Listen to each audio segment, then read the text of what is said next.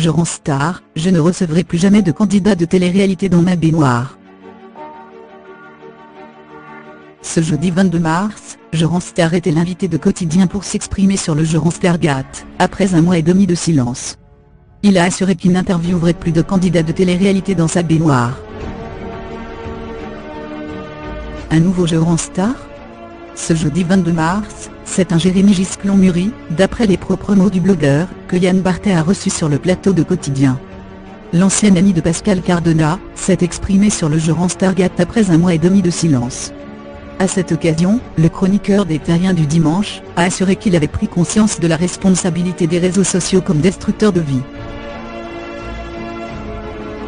Je rends star est également revenu sur son activité première, à savoir ses interviews de candidats de télé-réalité, postées sur internet. Je me suis rendu compte de certaines choses.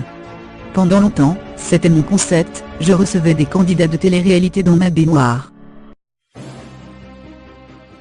Le concept reposait sur du trash, de la délation, et je me suis rendu compte que ce n'était plus quelque chose que j'avais envie de transmettre aux jeunes qui me suivent, a-t-il déclaré. Et de poursuivre, je ne recevrai plus jamais de candidats de télé-réalité dans ma baignoire. J'ai envie de faire les choses différemment.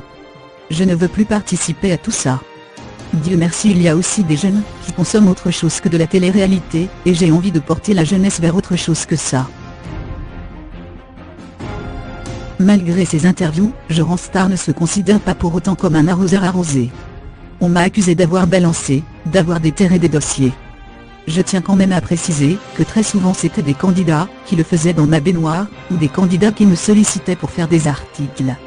Et surtout, je n'ai jamais mis en cause des personnes pour des affaires aussi graves, a-t-il souligné.